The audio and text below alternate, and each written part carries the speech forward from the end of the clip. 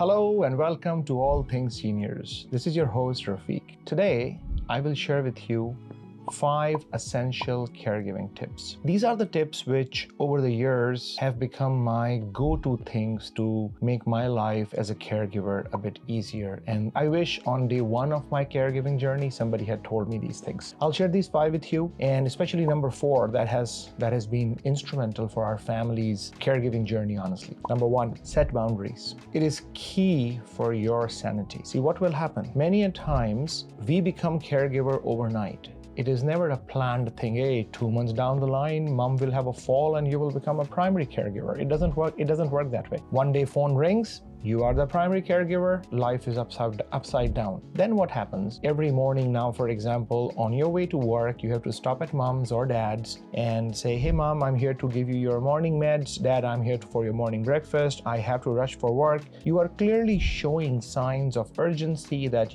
you are in a rush. It's morning, right? You're going for work. But on the other hand, dad has been waiting for you so that you come and he could have a quick chat because he's been lonely. And what happens that many times, not an ill intent, obviously he doesn't want you to be late for work, but he doesn't appreciate that it's a rush time, and he doesn't get the cues of your bodily rush movements. So he'll say, oh, you know what, let's have a quick coffee, or let me tell you what's going on in the news, and did you see the game last night? You don't have time, right? Suggestion number 1, in the first phase of your caregiving journey, where absolutely you have to give your 110%, you want to give it because you love him, but set the boundaries. Tell them that I would love to, but I'll come back in the evening and we'll spend a bit more time. But when I will come in the mornings, I will always be in rush, Dad. So I don't want to say no to you because obviously I want to spend time with you. So how about in the morning when I come, it'll be a quick 5 minutes break. I'll come, give you meds or give you your breakfast, and then I'll leave for work. But in the evening, I will come back, and then do honor your promise. Spend that time with your loved one, but set boundaries for especially those slots where you cannot compromise your routine, right? Number 2, importance of self-care cannot be overemphasized. Many a times we see that a caregiver who will deteriorate for his own health faster than the loved one for whom he's providing care for. Why this happens? Because when we are in the caregiver mode, we forget about our own well-being. For example, before becoming a caregiver, I used to go for my evening walk or listen to an audiobook or listen to songs. Many times we don't even remember last time we had that break because we are always in this caregiving zone, especially people who are in sandwich generation. You have your kids and you have your loved ones to take care of, and then go back to kids. It's never time for you. I highly encourage you to, even for like 10 minutes, half an hour, if you can, that will be a luxury, but 10 minutes, find that time and do something for you that will rejuvenate you, that will fill up your own vessel so that you can then pour for your loved ones on both sides, like your kids and your elders both. But how can you find time for yourself if you don't have a support system around you? And that takes me to my point number 3.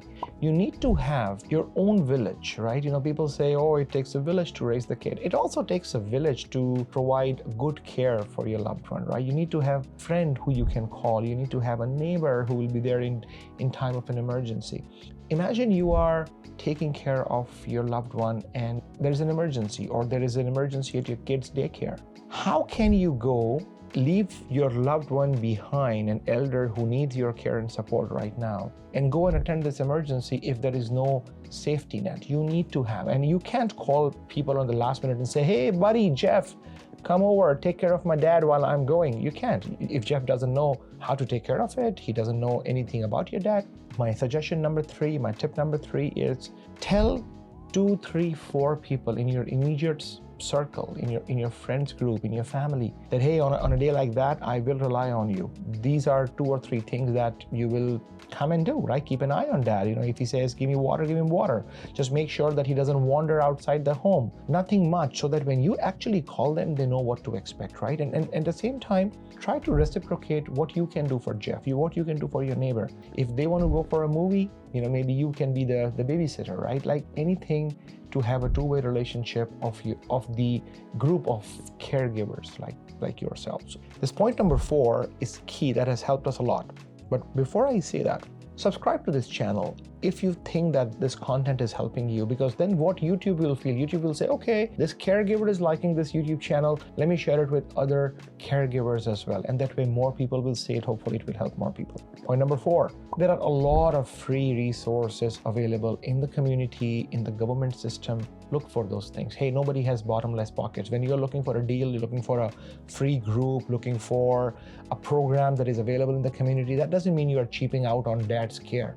I remember that when we started taking care of dad, and if I'm busy, but dad has to go to a doctor's appointment or go for his grocery, and we will get an Uber. But those $20, $30, $50, those things do add up. Calling a caregiver, we are paying literally hundreds, right? And that just adds up. This is the dollar which I would have otherwise anyways spent on dad's maybe travel or care or something which he really enjoys, rather than throwing money away. So now I look for local programming. There is a nearby church where there are volunteer drivers available twice a month, and if you plan your time, and they can take him for a grocery. Or there is a local community center where he can go, kind of a half-day program, again a free government resource, not-for-profit organization, where he can spend half a day, and that half a day becomes now my respite time, right? I can sleep, or I can go for a movie, or that could be my date night or date day with my wife. So just prolong the savings that you and your family have and provide hopefully better care.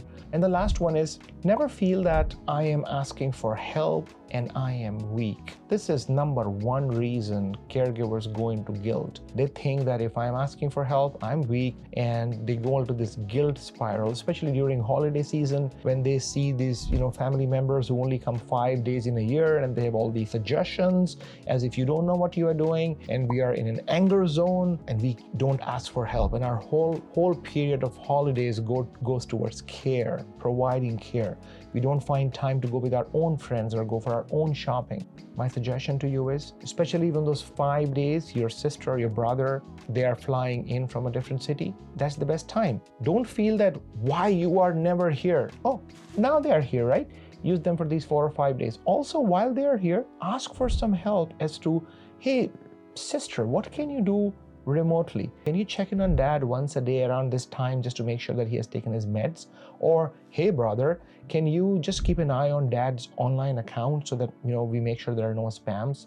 Things like that will just make your life as a caregiver a bit more easier. There should be no ego, there should be no emotional sentiment. There should always be, how can I use somebody's help? If they come during holiday season and they say, hey, how can I help you? Tell them, I'm keeping this as a rain check. I will call you for like maybe half an hour, a month kind of help when I need it. So that you build this level of support around you. I would love to hear from you. What are your top 2 tips for the rest of the caregiver community within our channel, right? So that people can learn from you. We all have built up these 2 or 3 things that really help us. Please write in the comments. I want to learn from you. Like, as much as I have now become a better caregiver than what I was like on day 1, I would still love to hear from you as to what are you doing that can help me become a better caregiver. I can promise you one thing. If you apply these things, it will never be easy peasy. It is an easy thing to do. No, it will never be easy, but it will become a bit easier. But it will always become a lot more rewarding if you do it, apply it, and share what you are learning. So I'm glad that you were here today. Thanks for today, and I look forward to seeing you in the next episode.